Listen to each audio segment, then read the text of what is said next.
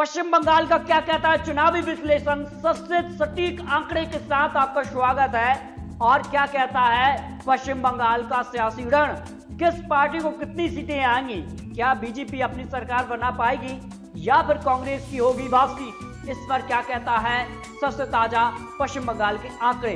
294 सीटों वाले पश्चिम बंगाल पर जनता का मन क्या है, तो जनता इस बार किसको चुनाव में विजेता बनाएगी, इस पर क्या कहता है जनता का सबसे ताजा विश्लेषण। इससे पहले आपको कुछ और आंकड़े पश्चिम बंगाल के इतिहास के आपको दिखाते हैं। कब कब किस सरकार का राज रहा पश्चिम बंगाल के लिए। 1972 से 1977 के बीच फिर उनकी सरकार बनी, लेकिन इसके बाद कांग्रेस की पश्चिम बंगाल में वापसी नहीं हो पाई है। लेकिन सबसे बड़ा दल, सबसे ज्यादा समय तक अगर राज किसी ने किया है पश्चिम बंगाल में तो वो पार्टी है सीपीआईएम। 1977 से 2000 तक उन्होंने शासन किया। इसके बाद 2000 तो कहीं ना कहीं सीपीआईएम पश्चिम बंगाल में काफी बड़ी पार्टी है और काफी समय तक उनकी सरकार भी रही है। लेकिन इसके बाद क्या आंकड़े रहे, देखिए तृणमूल कांग्रेस यानी ममता बनर्जी का जो कार्यकाल 2011 से 2020 तक का, अब तक का 9 साल का कार्यकाल उनका है। लेकिन 2021 में किसकी होगी वापसी, क्या बीजेपी अब पश्चिम बंगाल में यहां पर सरकार में वापसी कर पाएगी, इस पर क्या कहते हैं पश्चिम बंगाल के सबसे ताजा आंकड़े। लोकसभा चुनाव के आंकड़ों के साथ एक साफ संकेत दिया है कि इस बार उनकी सरकार बनेगी।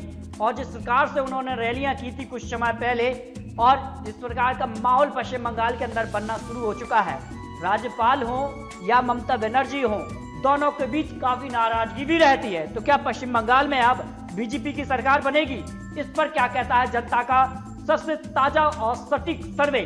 लेकिन पश्चिम बंगाल में अब दो बड़ी पार्टियां सामने निकल कर आ रही हैं। लोकसभा चुनाव के आंकड़ों के हिसाब से अगर आंकड़े आपको दिखाएं तो फिर बीजेपी पश्चिम बंगाल में ममता बनर्जी पर भारी नजर इस वक्त नजर आ रही है। और इस बार लड़ाई पश्चिम बंगाल में बीजेपी और टीएमसी के बीच ही होगी।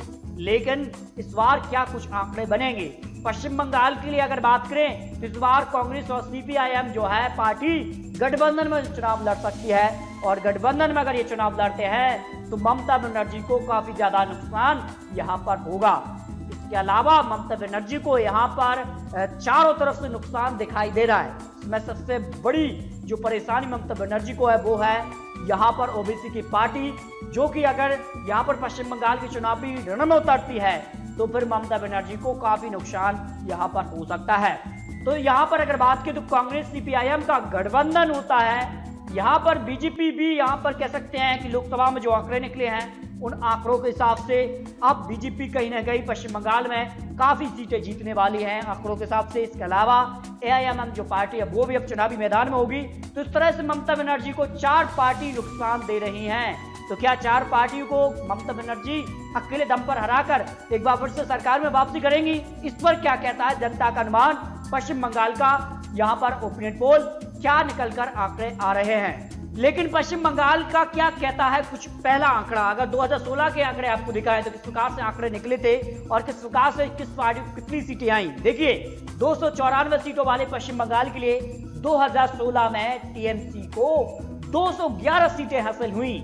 वहीं अगर बात करें तो कांग्रेस को सिर्फ यहाँ पर 44 और सीपीआईएम 26, तो बीजेपी सिर्फ 3 सीटों पर ही सिमटी।